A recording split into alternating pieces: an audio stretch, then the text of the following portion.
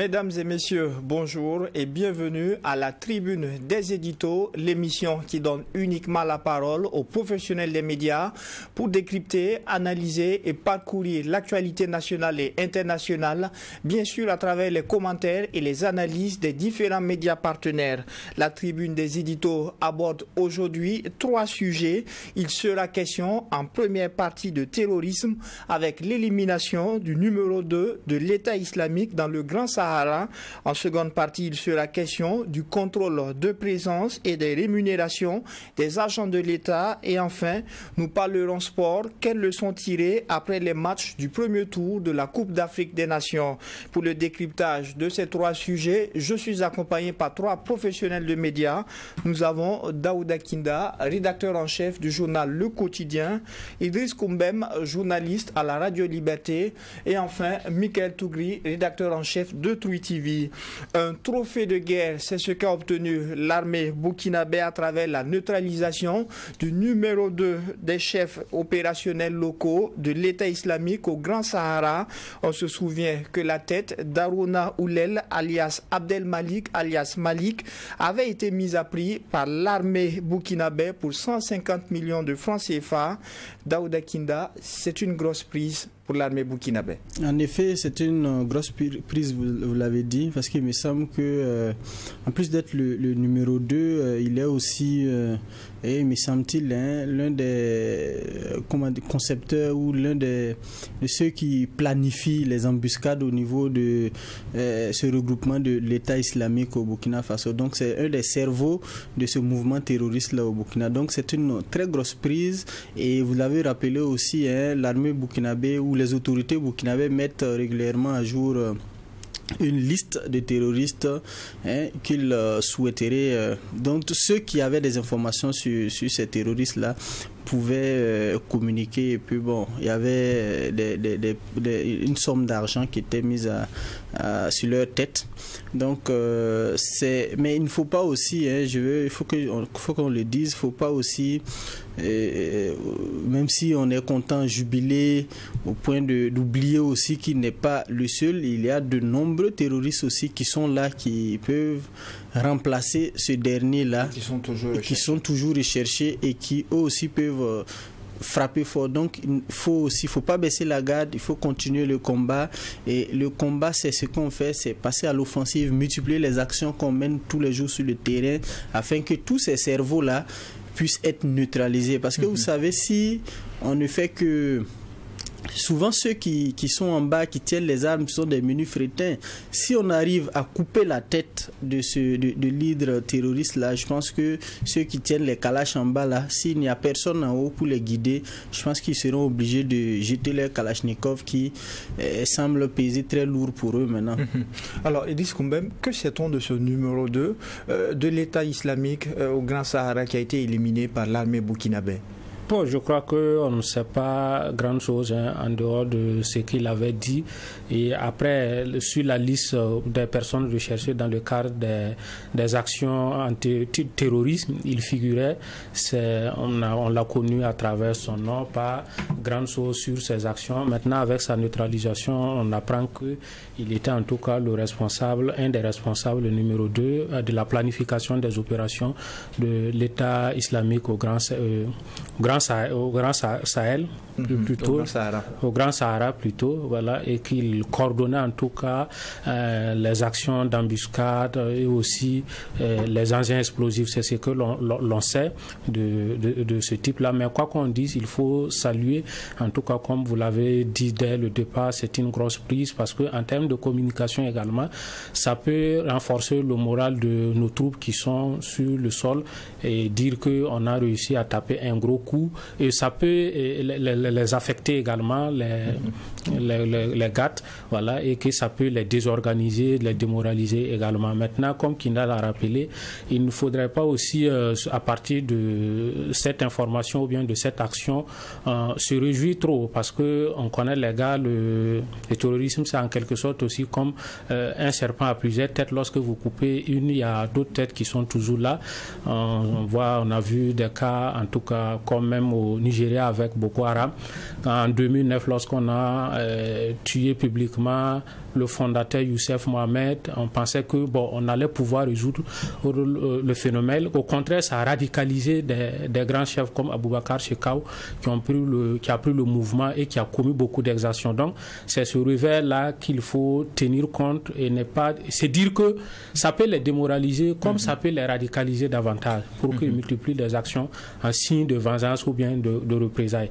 Donc, comme il a dit, c'est de rester toujours vigilant, focus et de multiplier les actions offensives, aller vraiment défendre au contact avec ces personnes-là et pousser plus fort pour que, en tout cas, on arrive à couper, en tout cas, les têtes ou bien la tête du serpent.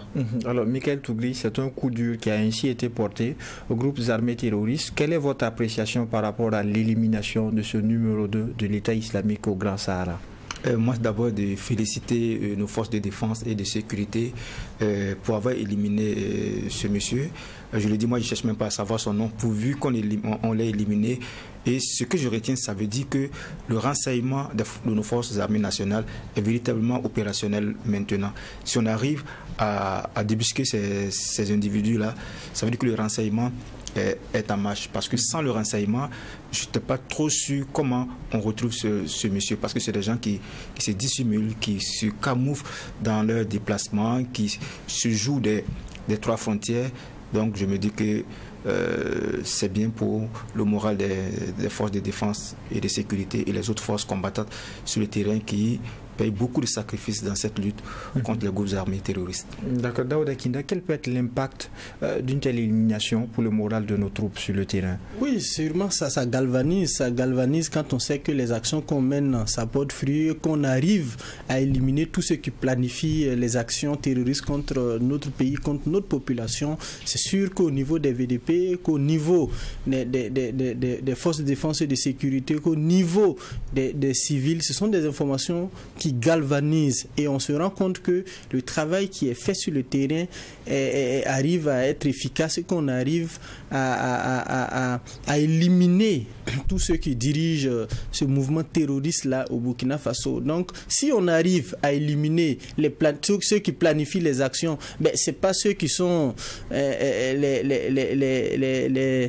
les petits terroristes qui sont en brousse qu'on ne peut pas neutraliser. Donc c'est sûr que ça moralise, ça permet de ragaillader nos forces combattantes qui, je l'espère bien, vont mouiller le maillot, comme on a l'habitude de le dire, aller au charbon pour que tous ceux qui sont là, qui essaient de mener, qui essaient de faire plier le pays sur le plan en tout cas sécuritaire là, qu'ils seront très vite neutralisés, quoi.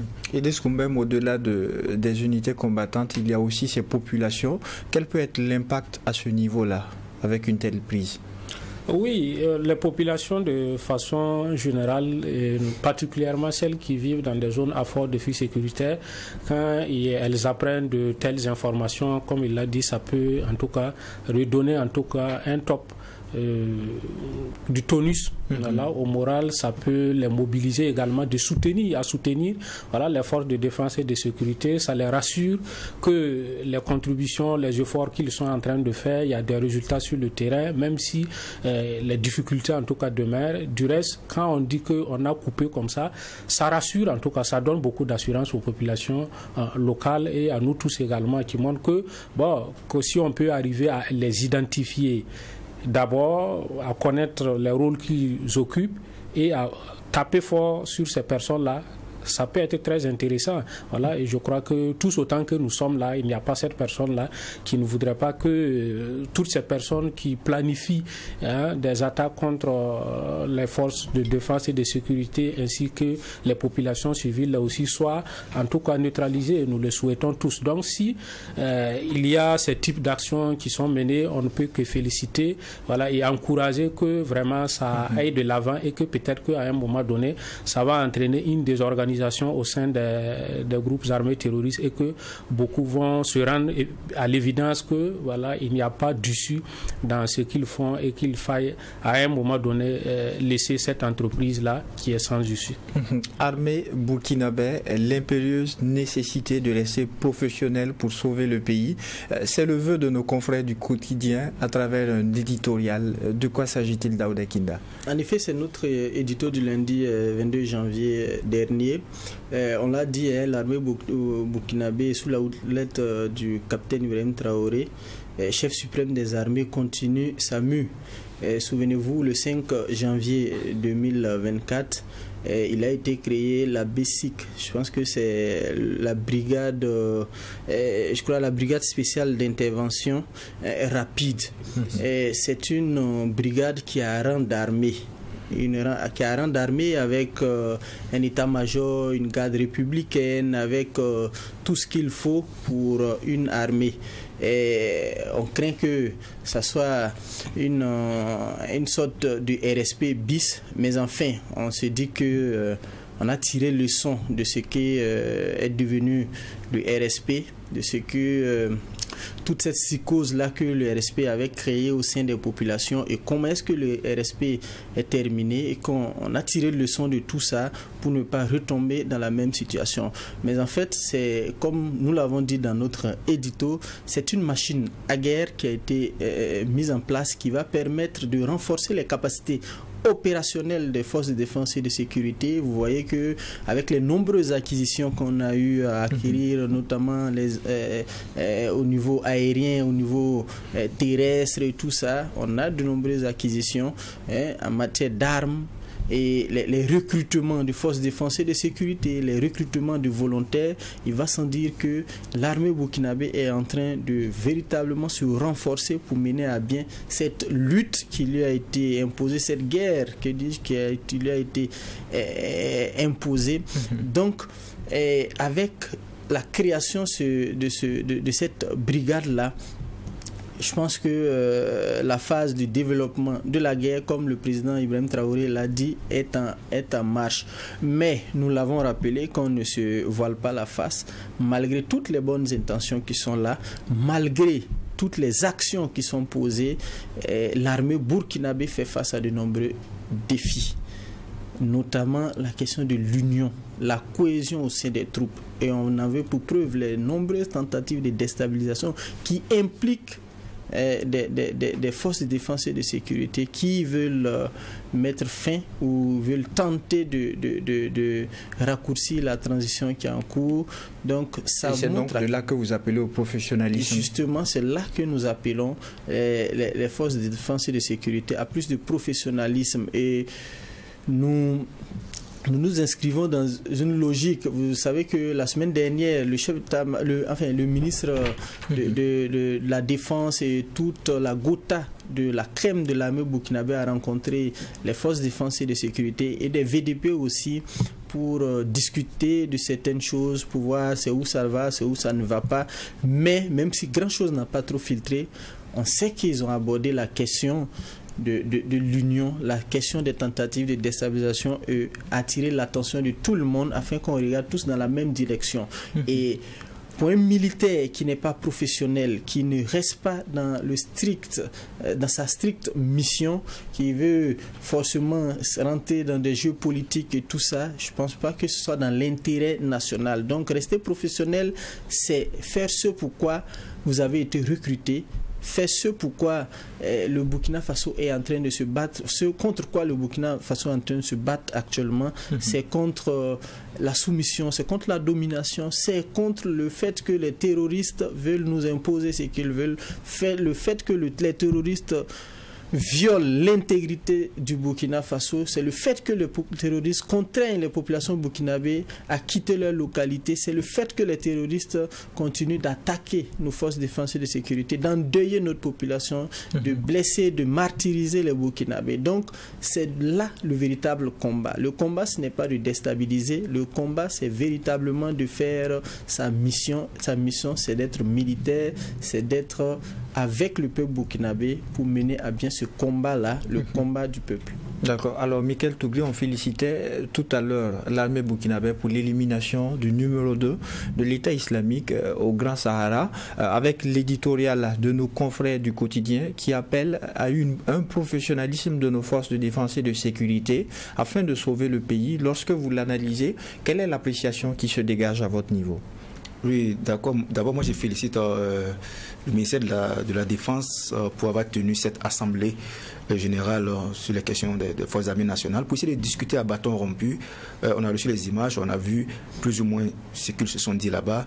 Les VDP se sont exprimés, tout le monde s'est exprimé. Je pense que le ministre de la Défense a dû avoir une oreille attentive par rapport aux doléances des uns et des autres. Mais pour revenir sur ce que Kina disait pour les questions de professionnalisme, il faut dire que ce qu'on observe aujourd'hui au sein de notre armée, ce n'est pas en une année que le capitaine peut régler tout ça. Ce n'est pas en 2 ans. Ce sont des comportements qui ont surgi au sein de l'armée depuis longtemps. Depuis longtemps. Donc ça veut dire qu'actuellement, les tentatives de déstabilisation, il ne faut pas que la transition se voie la face. Il en aura encore toujours. Parce qu'il y a certaines personnes qui ont perdu un certain nombre de privilèges. Il y a des gens qui étaient là, qui ne mangeaient que sur le dos des autres, qui ne faisaient rien. Ils sont dans l'armée. On dit sur le bon petit de tel, je suis de tel groupe, je suis de ceci. Alors que ça, ce n'est pas un militaire. Un militaire, ça reste un militaire. Son travail, c'est de défendre l'intégrité du territoire. Ce n'est pas de défendre des individus. Mais aujourd'hui, lorsque vous voyez le profil de ce qui se passe, vous comprenez que ce sont des groupuscules qui ont perdu, disons-nous, quelques privilèges du pouvoir. Donc, ils se disent, écoutez, on fera tout pour renverser le capitaine Ibrahim Traoré. Renverser le capitaine Ibrahim Traoré, qu'est-ce que cela va apporter au Burkina Faso si ce n'est pas encore créer encore d'autres soucis dans la mesure où la société burkinabé, qui nous le rappelait, plus ou moins divisée. Vous allez renverser le capitaine pour avoir quoi? Donc, moi, j'ai lu l'édito, c'est quelque chose qui interpelle la conscience. Oui, je salue l'édito qui interpelle la conscience des uns et des autres, pas seulement que des militaires. Peut-être que c'est eux qui ont la charge de détenir des armes, mais la conscience de tout le monde, parce que le président l'a dit, le capitaine l'a dit, sa mission première, c'est de recouvrir l'intégrité territoriale du pays. Et c'est ce qu'il est en train de faire. Mais malgré tout ce qu'il fait, vous verrez des gens qui rament toujours à contre-courant de cette dynamique de reconquête du territoire. Mais je pense que il faut que le gouvernement siffle la fin de la récréation. C'est au gouvernement de s'assumer. Si le gouvernement ne s'assume pas et regarde faire ceux qui veulent déstabiliser, c'est vrai qu'on voit qu'on met des gens aux arrêts, mais il faut s'assumer pleinement. Si le gouvernement ne s'assume pas, je ne sais pas qu'est-ce que le gouvernement viendra nous dire demain. Ce n'est pas de venir dire qu'on va déstabiliser le pays. Non, il faut vous assumer. C'est vous qui dirigez le pays, c'est vous qui avez une direction à donner. Il faut vous assumer, c'est tout.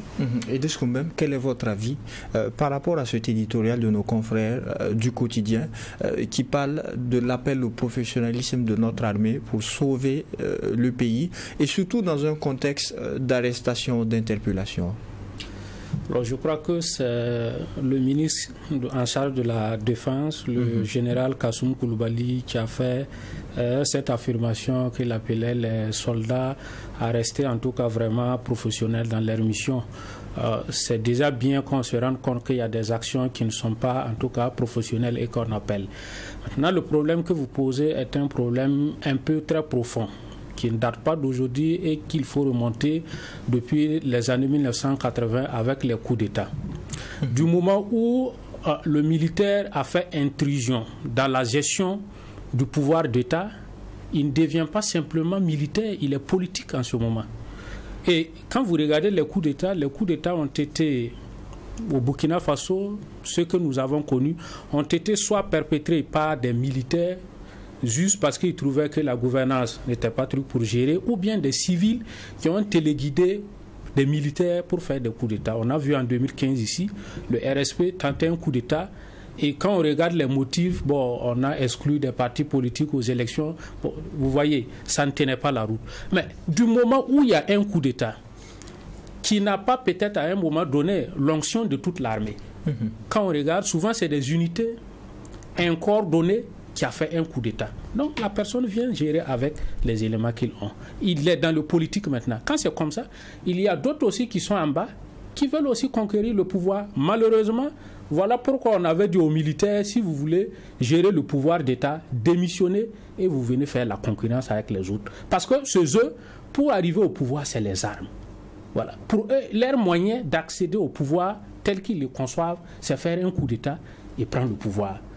Et c'est ce qui est regrettable. C'est pour cela qu'il faut condamner le coup d'État et quels qu'en soient les auteurs. Voilà. Il ne faut pas dire que telle personne a fait un coup d'État, c'est bien, parce que ce sont les conséquences directes des systèmes de coup d'État.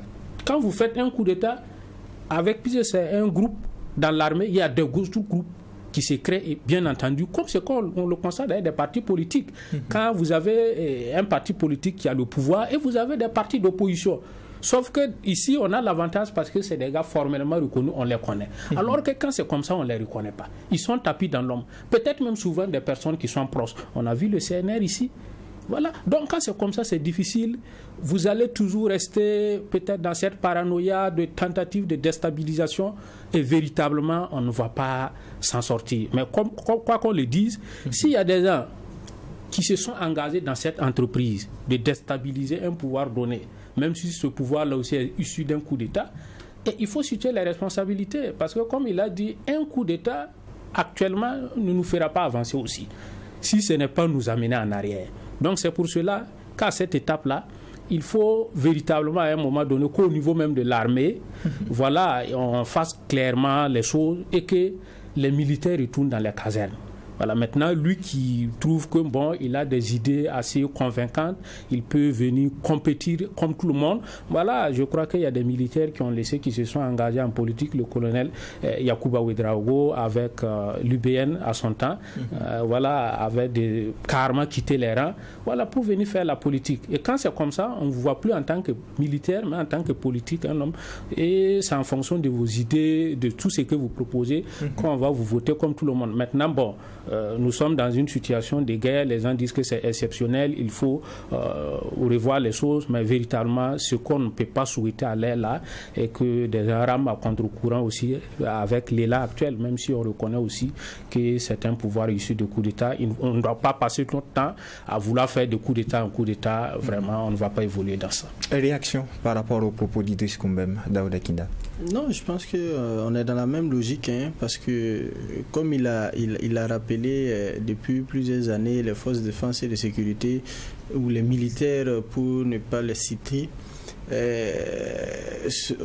on fait une certaine intrusion dans l'arène politique, multipliant les coups d'État. On a maintes fois rappelé ici qu'au Burkina Faso, les militaires ont plus dirigé le Burkina Faso que les civils. Ça montre à quel point la politique burkinabé est un peu féodée par l'armée. Donc, mais il faudra qu'on en finisse un jour. Il faudra qu'on comprenne qu'il faut laisser la politique aux politiciens, il faut laisser l'armée à l'armée. Que chacun fasse son travail et ainsi va bien se porter le pays. Donc, ce n'est pas le moment, malgré toutes les ambitions qu'on peut avoir, ce n'est pas le moment de déstabiliser, ce n'est pas le moment de penser rien qu'à ses propres intérêts. Il faut penser à l'intérêt supérieur de la nation. Quand est-ce qu'on va sortir de cette spirale-là? Quand on commence une action et on pense que oui, cette action est bonne et qu'on va s'en sortir, un groupe vient et on met un arrêt. Si ça continue comme ça, vous pensez qu'on va sortir de cette situation chaotique dans laquelle on est là? Non, je ne pense pas. Déjà que tout le monde, en tout cas, ceux qui s'expriment en tout cas, estiment qu'on est dans une dynamique qui va permettre à ce qu'on puisse recouvrer l'intégrité territoriale du Burkina Faso. Mais c'est mieux que chacun mettre au tiroir ses ambitions politiques ou ses ambitions tout simplement, parce que comme je l'ai rappelé, c'est pas uniquement les politiques qui ont des ambitions. On constate que même les militaires ont des ambitions politiques dans ce pays-là. Donc c'est mieux que chacun range ses ambitions-là et regarde l'intérêt supérieur de la nation et travaille, apporter sa touche, apporter sa pierre pour qu'on puisse pacifier le pays-là, que les PDI puissent retourner chez eux et que les volontaires pour la défense de la patrie, qui sont des civils mais qui ont été contraints de prendre les armes, puissent un jour espérer déposer les armes et s'occuper, vaquer à leurs occupations tout simplement. Les gens ont arrêté leur travail, pour faire la guerre. Et c'est dans ces conditions-là, vous, en tant que militaire, je parle principalement des militaires parce que c'est de qu'on parle, si eux, en tant que militaires, ce ne sont que freiner, ce n'est que freiner la marche qui est en cours, là, c'est ce à quoi ils pensent. Je pense que c'est pas la bonne option et que chacun devra revoir sa copie et penser à l'intérêt supérieur de la nation, comme je l'ai maintes fois répété. D'accord. Et nous passons au second sujet retenu pour cette tribune des éditos. Il sera question cette fois-ci de l'opération de contrôle de services faits, de présence et des éléments de rémunération des agents de l'État qui continuent justement de livrer ces secrets.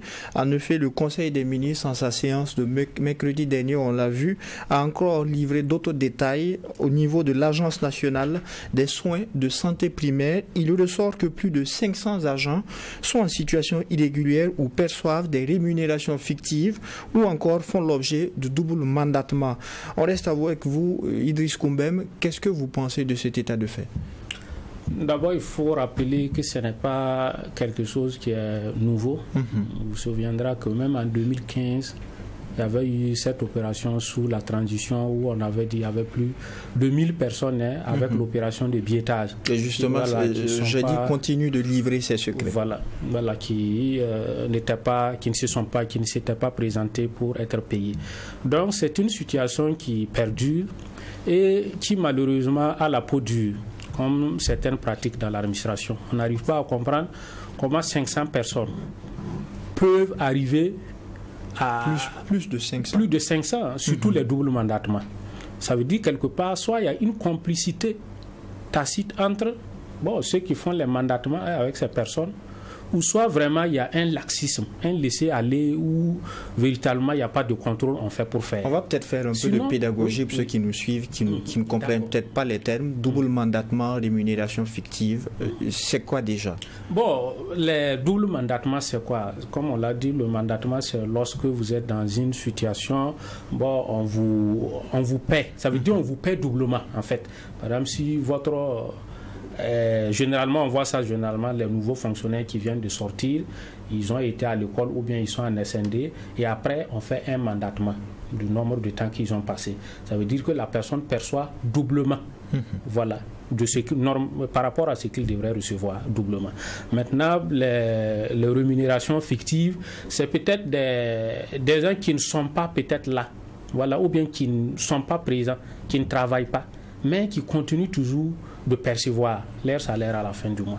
Donc c'est l'explication comme ça, je ne suis pas trop dans le domaine, mais j'espère que à mon entendement, je vois ça comme ça. Poursuivez dans l'analyse. Voilà. Et donc quand on arrive à avoir de telles pratiques, et ça c'est au niveau de la GSP, l'Agence nationale de gestion des soins primaires seulement, qu'on a décelé plus de 500. Alors, si on devrait évaluer dans toute l'administration publique burkinabé, on va tomber des nues. Donc, c'est une pratique vraiment qu'on ne comprend pas et qui a la peau dure et qu'il faille travailler pour, en tout cas, mettre devant les responsabilités tous ceux qui sont peut-être auteurs, complices de ces malversations-là, pour qu'ils soient punis à la hauteur de leurs actes. Maintenant, je crois que ça aussi, ça peut s'expliquer par des questions aussi de politisation de l'administration publique en fait aussi. Voilà, ça aussi, ça y est pour quelque chose. Voilà. Donc si quel est le lien que vous essayez de faire? Le lien que j'essaie de faire, c'est quoi? Par exemple, dans des partis, on a vu ici à des périodes données des travailleurs qui sont là, mais qui sont des militants affichés de partis politiques, qui souvent même abandonnent le service même pour d'autres activités politiques. Dans les campagnes, ça a été décelé ici. Des gars qui vont laisser les trucs et ils se retrouvent à battre des campagnes politiques. Donc quand vous placez ou bien des bons petits à des niveaux, les gars se disent que c'est une telle personne qui gère la structure, même si je ne suis pas présent, je perçois. Voilà, c'est la même chose comme ce qu'on voit aussi avec les ateliers où les gens s'inscrivent doublement, ils perçoivent ici au même moment. Donc ce sont des pratiques qui ne font pas avancer. Mais on ose croire qu'avec la loi qu'on avait prise pour la méritocratie et sur la dépolitisation de l'administration publique, le gouvernement va s'atteler à l'appliquer dans toute sa rigueur et qu'on va parvenir parce que je dis bien parvenir à amoindrir les effets de cette pratique-là, parce que c'est tellement ancré dans l'administration qu'on n'arrive pas à comprendre. Pourquoi on ne se demande pas dans le privé pourquoi on n'arrive pas à retrouver ces genres de cas? Donc ça veut dire que si dans le public il y a des complicités en tout cas à l'interne, et c'est bien approfondi. Voilà pourquoi le système arrive à passer. Sinon, pour être mandaté doublement, vraiment c'est difficile. C'est d'autant plus qu'il y a des gens, même pour avoir le seul mandatement, même c'est difficile, ils ne peuvent même pas l'avoir à temps, et vous arrivez à l'avoir jusqu'à 2 fois. Bon, c'est vraiment très difficile à expliquer, quoi. Ces pratiques qui saignent les caisses de l'État, c'est le titre de l'éditorial de nos confrères du quotidien, Daouda Kinda. De quoi s'agit-il? En effet, il n'y a qu'à voir la charge salariale de toutes ces pratiques-là pour se rendre compte que ces anomalies-là saignent ou continuent de saigner les caisses de l'État. Il ressort que la charge salariale des agents non enrôlés en situation irrégulière s'établit à plus de 2 milliards 300 et quelques millions par an. Et quant aux agents qui bénéficient d'un double mandatement, on note une somme cumulée de plus de 14 millions de francs CFA. Vous voyez à quel point cette situation-là continue de porter un coup dur à nos maigres ressources, en guillemets, quand on sait qu'on fait face à de nombreux défis dans ce pays-là, et on a longuement débattu de ça. Et ça, c'est ce qui concerne seulement une seule structure. Vous vous rendez compte que si on doit étaler ça à toute l'administration publique burkinabé, et c'est fort à parier que si on continue de remuer un peu dans la fourmilière, on risque de tomber des nues. C'est important de continuer, on a besoin d'argent. Et justement, il ne faudra pas qu'on s'arrête à si bon chemin. Moi, j'aurais souhaité, par exemple, que si chaque 2 ans, si on arrive à faire cette opération-là, je pense que ça va contribuer à freiner les ardeurs de certains. Mais nous l'avons répété, nous l'avons dit clairement dans notre édito, il ne faut pas qu'on se voile la face. Le phénomène des fonctionnaires fictifs est une réalité dans notre pays. Ça, c'est clair. Et au-delà même des fonctionnaires fictifs, il y a d'autres pratiques dont on ne parle pas trop, mais qui contribuent aussi à saigner les caisses de l'État. Il s'agit par exemple des fausses missions. Les fausses missions, des faux ateliers qu'on organise parfois. L'atelier n'a pas eu lieu, mais l'argent a disparu. La mission n'a pas eu lieu, mais l'argent a disparu. Donc, tout ça, c'est parce qu'il y a des complicités. Il y a tout de même l'autorité supérieure de contrôle d'État et de lutte contre la corruption à côté. L'autorité, elle seule ne peut pas mener la lutte. C'est une question de comportement. C'est une question de comportement. C'est une question de procédure. Il y a des gens qui abusent des procédures. Il vous suffit de justifier. Si vous savez comment justifier, vous allez le faire. On ne peut pas me dire qu'il n'y a pas... comment dirais-je? Il y a ces fonctionnaires vertueux, il y a ces responsables qui sont vertueux, mais il y a aussi certains qui n'ont aucun sens de la... Comment on appelle ça? De la vertu. Donc il faudra qu'on ait véritablement, comme nous l'avons dit dans notre édito, un coup du marteau, comme les Ivoiriens le disent, sur toutes ces pratiques-là, afin qu'on puisse permettre à la caisse de pouvoir respirer. C'est une pratique qui est vraiment très dure, qui affecte de nombreuses structures. Et ce qui est dommageable, c'est que il y a beaucoup même qui se plaisent dans ça. Quand tu es dans une structure où il n'y a même pas ces genres de trucs-là, les gens ne sont pas contents. Quand tu es responsable, tu veux faire respecter les règles de procédure, tu veux tout faire respecter à la lettre, mais on pense que tu es méchant, on pense que tu es mauvais, et on va travailler à te faire quitter les lieux. On va travailler à faire en sorte que tu ne puisses même pas mener à bien même tes activités. Tout le monde va te toiser, tout le monde va te lorgner, alors que tu ne fais que ton travail. Tout le monde veut vivre dans le faux. Alors que quand on veut vivre dans le faux, c'est des intérêts individualistes. Ça ne permet pas à une nation de se construire, ça ne permet pas à une nation de grandir. Quand on fait face à des défis en matière d'éducation, quand on fait face à des défis en matière de santé, quand on fait face à des défis, les plus emblématiques actuellement, c'est sécuritaire. Mais malgré tout, des gens trouvent des moyens pour gnapper en griffe l'argent dans les caisses de l'État. Je pense que c'est des comportements à bannir. Michael Tougri, on a suivi un peu l'explication de l'édito de nos confrères du quotidien. Les chiffres, il est vrai, font froid dans le dos. On parle au niveau du doublement d'endettement, ça se chiffre à près de 2,3 milliards par an. Pour la rémunération fictive, il est question de 14,5 millions par an également. Qu'est-ce que vous en pensez? À qui la faute finalement? On pourrait se poser la question. Et moi, j'ai écouté le ministre de l'économie au sorti du conseil des ministres, ministre Nakanabo, que j'apprécie bien. Mais son discours, quand j'ai écouté, ça m'a fait un peu sourire. Il donne des chiffres, 2 milliards, 14 millions, 500 personnes. La suite, c'est quoi? Quelle est la suite? Moi, j'aurais voulu que le ministre dise, voici les chiffres, voici les dispositions prises, voici, les gens sont épinglés, les gens termineront devant la justice. D'accord.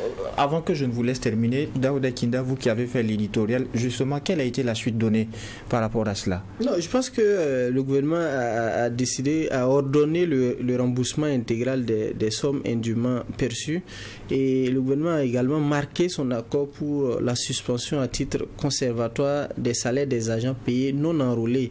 Je pense que ce sont des actions déjà qui sont posées, mais je pense que le gouvernement a été clair. Les actions vont se poursuivre, et s'il faut même radier des gens. Et si vous souvenez-vous, lorsque le président, dans une de ses interventions, la toute dernière même d'ailleurs, je pense, il a dit qu'il a interpellé les différents acteurs et que le marteau va se taper sur le marteau, ils vont sortir le marteau afin que les agents, la fonction publique en tout cas, restent droits. Et tous ceux dont les absences n'ont pas été justifiées également, des mesures, je pense, des mesures ont été prises à leur encontre. D'accord. Michael Tougri, c'est des mesures qui déjà tombent, finalement, en termes d'analyse. Des mesures tombent, mais pour moi, le gouvernement actuel a tellement sensibilisé les gens que 2024, c'est bon, la sensibilisation là, c'est bon. Si un ministre sort peut-être au conseil des ministres, qu'il veut donner des choses, il faut qu'on nous dise voici. Parce que le peuple burkinabé souffre trop. Il faut payer des impôts par là, il faut payer par-ci. Quelqu'un assis dans son bureau climatisé, double mandatement, parce qu'on sait là où se passe le double mandatement, on sait comment ça se passe. Quelqu'un assis devant son clavier, il appuie des boutons et puis il envoie de l'argent à quelqu'un tranquillement. C'est la corruption. Le président a dit qu'il faut que ça cesse en 2024. Et il faut que ça cesse. Quelqu'un s'assoit, on crée peut-être des noms fictifs, des numéros de matricule fictifs, on envoie de l'argent sur des comptes, et puis après, ça disparaît. Mais on sait là où ça se passe. Idriss Koumbem l'a dit tantôt, c'est un phénomène qui a la peau dure, qui ne date pas de maintenant. À qui la faute, à qui la responsabilité? Est-ce le manque de contrôle au niveau étatique, ou est-ce lié même à la morale au niveau des travailleurs? Oui, c'est une question de morale. C'est une question de morale, parce que l'État met les ressources à la disposition des gens. Le ministre ne va pas venir s'asseoir pour dire non, que je vais payer, parce qu'il y a quelqu'un qui est chargé, peut-être une direction qui est chargée de gérer tout ça. Donc il faut qu'il y ait un code de déontologie. Je sais que le code existe, des agents de la fonction publique. Parce que les gens se disent qu'écoute, si j'ai eu mon concours de la fonction publique, c'est une garantie. Le président a dit que ça va cesser. Ce n'est pas parce que tu es dans la fonction publique que pour toi c'est une garantie. Ce n'est pas parce que tu es dans la fonction publique que tu vas user de ton poste pour faire ce que tu veux. Pendant ce temps, c'est peut-être cet argent, 2 milliards, aurait dû permettre peut-être de construire des écoles, de mettre de l'eau quelque part.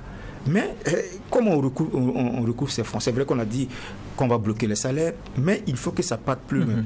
Il faut que dans les jours à venir ou dans les semaines à venir, il faut que l'État tape du poing sur la table pour dire, bon écoutez, pendant ces une année, le capitaine Ibrahim Traoré, il a tellement sensibilisé, il a tellement expliqué aux gens comment il faut faire pour qu'on ait des Burkinabés de plus en plus intègres, vertueux. Il faut qu'on arrête tout ça. Pour qu'on ait une administration publique qui réponde aux aspirations des populations, pas une administration publique qui est dans ses lenteurs, ses lourdeurs, et encore une administration publique qui fait perdre à l'État plus de 2 milliards juste pour une structure. Mais imaginez, Kina l'a dit, si on élargit, je suis sûr que peut-être que le capitaine va rentrer dans une colère noire. Mais attendons de voir cette année. Lorsqu'il a rencontré, je pense, le personnel de la présidence, il a été clair. Il dit qu'ils ont pris plusieurs mois à observer. On s'est rendu compte que beaucoup ne veulent pas changer. Et il a cité directement les gestionnaires des ressources humaines qui doivent veiller à ce que toutes les règles de procédure là soient respectées.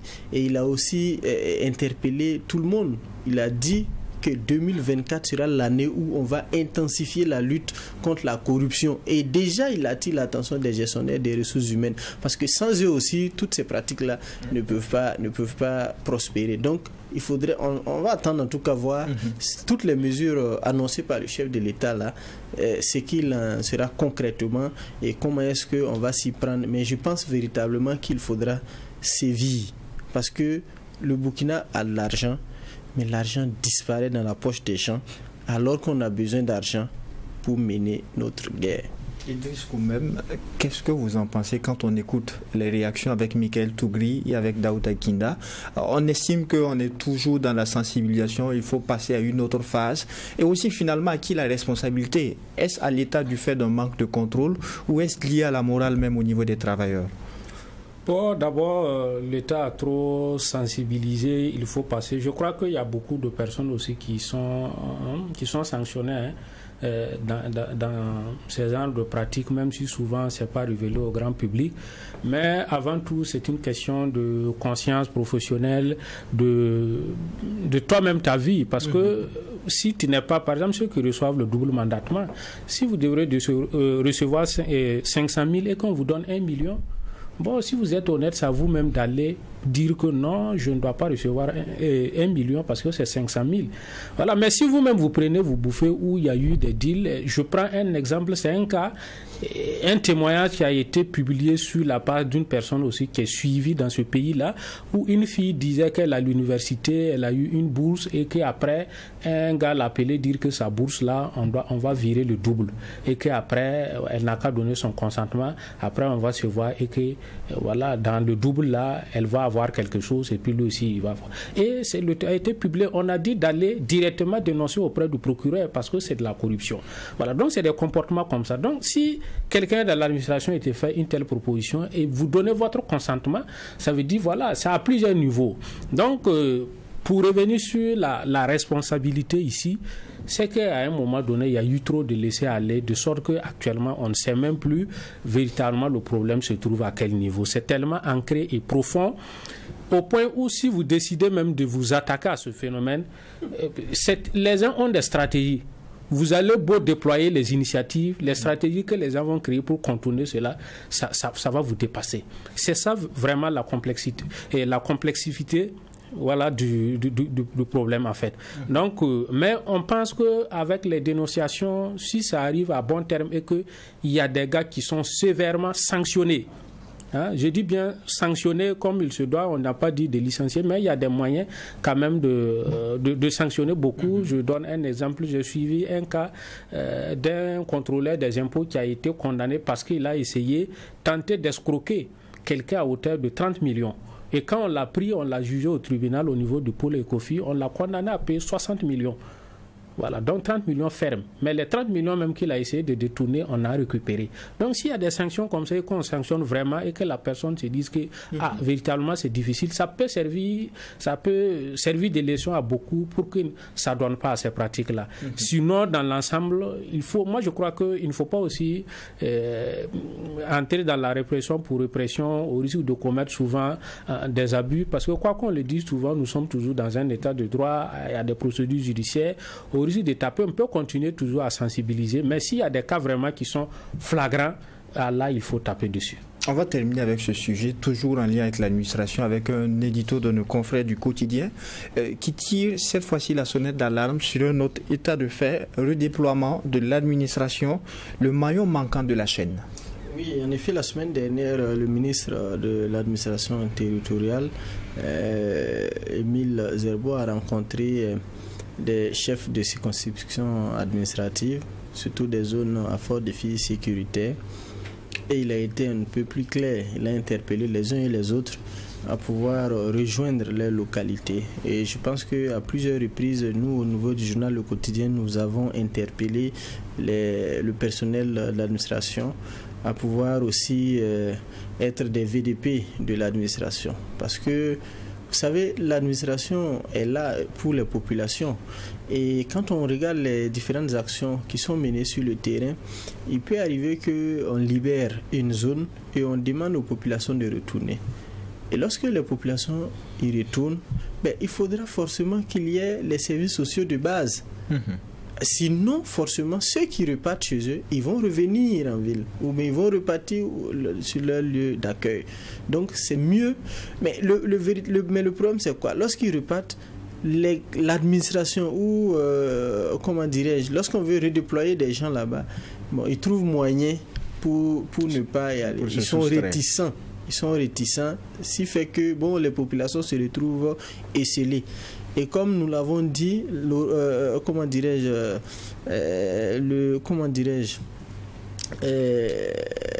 lorsqu'il y a un vide qui est là, les terroristes profitent de ce vide-là pour pouvoir s'implanter dans la durée. Donc il faudrait que lorsqu'on arrive à libérer une zone et que les populations y retournent, il faut des mesures d'accompagnement. Ces mesures d'accompagnement-là, c'est quoi? C'est qu'on puisse avoir les agents de santé qui vont y retourner et qu'on puisse avoir des enseignants qui vont y retourner. Il faut qu'on puisse avoir des policiers qui vont repartir et au fur et à mesure, toute l'administration va se déployer. On ne veut plus avoir une administration, des administrations PDI, nous l'avons dit dans notre éditorial, parce qu'on a vu des PDS qui vivent hors de leur localité. On a vu des préfets qui vivent hors de leur localité. Quand tu as besoin, par exemple, d'un document pour une commune comme Pensa, il faut aller à Kaya, parce que le PDS est là-bas pour pouvoir te faire établir l'acte que tu veux. Et ce n'est pas la seule localité. Beaucoup de localités sont dans cette situation-là et le ministre de l'administration territoriale a attiré l'attention des uns et des autres. On va dire que oui, la sécurité n'est pas à 100%, oui, mais on fait comment? Il faudrait qu'on puisse être résilient. Et c'est tout ça, la résilience. D'accord. 30 secondes de réaction chacun par rapport à cet éditorial de nos confrères du quotidien qui tire la sonnette d'alarme sur un autre pan, le redéploiement de l'administration. Michael Tougri. Oui, moi-même, j'ai lu avec intérêt l'édito. Je pense que même le discours du ministre de l'administration territoriale, le redéploiement de l'administration ne se fera pas avec peut-être un bâton. C'est-à-dire qu'il faut prendre toutes les dispositions parce que ceux qu'on demande de partir là-bas, excusez-moi de l'expression, ce n'est pas n'importe qui. Ce sont des représentants de l'État. Ce soit des préfets, ce soit des hauts commissaires, ce soit des secrétaires généraux, ce soit des PDS. Parce que imaginez si on déploie, s'il n'y a pas la sécurité, ou bien si la sécurité n'est pas aussi, les conditions ne sont pas remplies, demander à ces gens-là de partir dès qu'un représentant de l'État est pris par ces bandits-là. Vous voyez que ça fait beaucoup de bruit. Donc je pense que le gouvernement prendra toutes les dispositions, peut-être le ministre de l'administration territoriale et de la sécurité. Il faut déployer progressivement la police, déployer progressivement la gendarmerie.